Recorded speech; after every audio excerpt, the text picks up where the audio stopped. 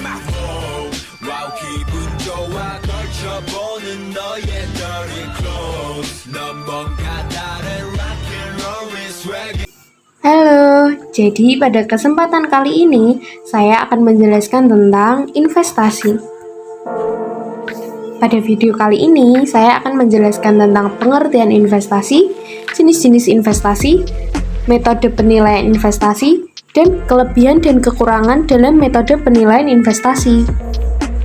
Baik, yang pertama adalah pengertian.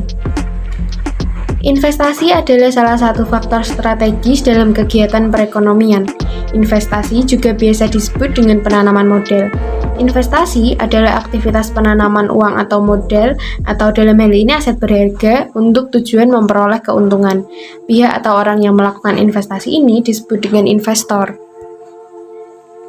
Menurut Raleigh and Brown, investasi adalah kesediaan seseorang untuk mengalokasikan uang dalam nilai tertentu di masa sekarang guna memperoleh penerimaan di hari yang akan datang. Nah, ada lagi nih, menurut Bodi, Kane, dan Marcus, investasi merupakan kesediaan seseorang mengalokasikan uang atau sumber berharganya saat ini dan menahannya hingga waktu yang ditentukan agar menerima keuntungan atau laba di kemudian hari. Yang terakhir adalah investasi menurut Dornbach. Investasi adalah pengeluaran yang disediakan untuk meningkatkan atau mempertahankan komponen-komponen barang modal. Selanjutnya, kita akan mempelajari tentang jenis investasi. Yang pertama ada investasi properti. Apa sih investasi properti itu? Investasi properti adalah investasi berbentuk fisik.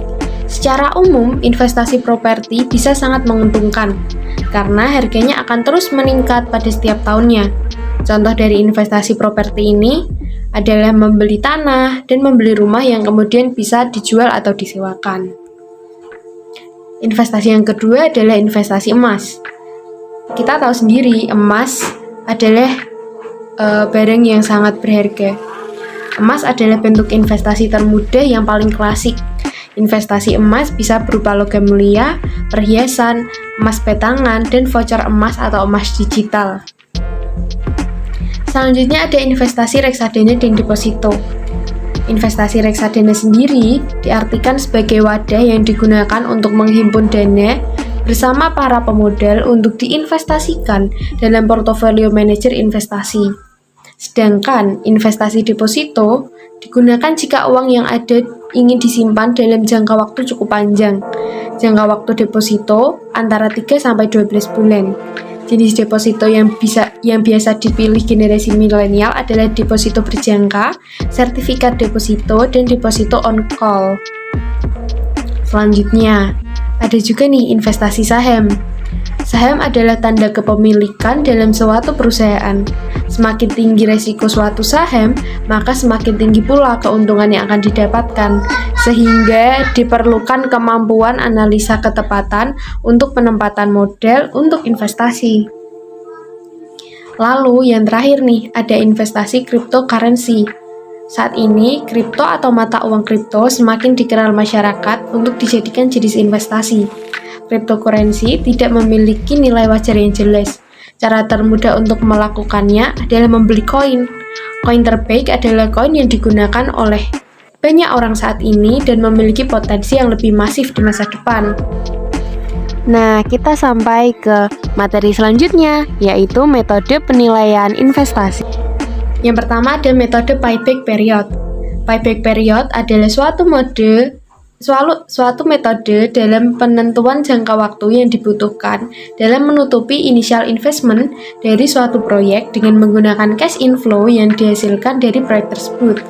Nah, keuntungan metode payback period ini yaitu yang pertama mudah dimengerti, yang kedua lebih mengutamakan investasi yang menghasilkan aliran kas yang lebih cepat, yang ketiga beranggapan bahwa semakin lama waktu pengembalian semakin tinggi resikonya, dan yang terakhir cukup akurat untuk mengukur nilai investasi yang diperbandingkan untuk beberapa kasus dan bagi pembuatan keputusan. Tapi di metode payback period ini juga ada kelemahannya.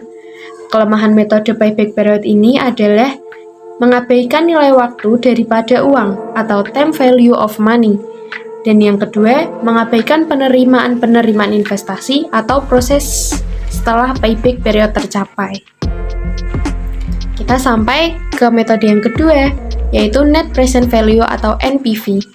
Metode Net Present Value adalah menghitung selisih antara nilai sekarang investasi dengan nilai sekarang penerimaan kas bersih.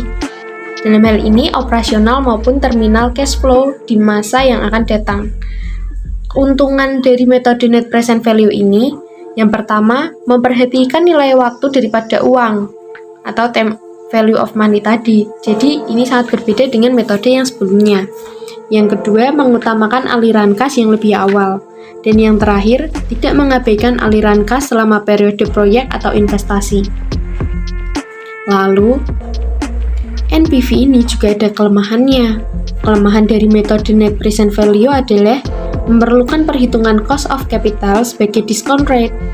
Dan yang terakhir, lebih sulit penerapannya daripada payback period. Kita sampai ke metode berikutnya, yaitu Internal Rate of Return atau IRR. IRR adalah tingkatan pengembalian yang menyebabkan NPV proyek itu sama dengan 0. Ini merupakan suatu tingkat pengembalian presentase proyek berdasar pada arus kas yang diperkirakan itu. Kelebihan metode Internal Rate of Return yang pertama adalah tidak mengakibatkan aliran kas selama periode proyek. Yang kedua, memperhitungkan nilai waktu daripada uang. Yang ketiga, mengutamakan aliran kas awal daripada aliran kas belakangan nih. Tetapi Internal Rate of Return atau IRR ini juga memiliki kelemahan, sama seperti dua metode yang sudah saya jelaskan sebelumnya tadi. Yang pertama, memerlukan perhitungan COC atau Cost of Capital sebagai batas minimal dari nilai yang mungkin dicapai. Yang kedua, lebih sulit dalam melakukan perhitungan. Oke, thank you for watching. Terima kasih telah mendengarkan dan semoga kalian semua paham. Bye-bye.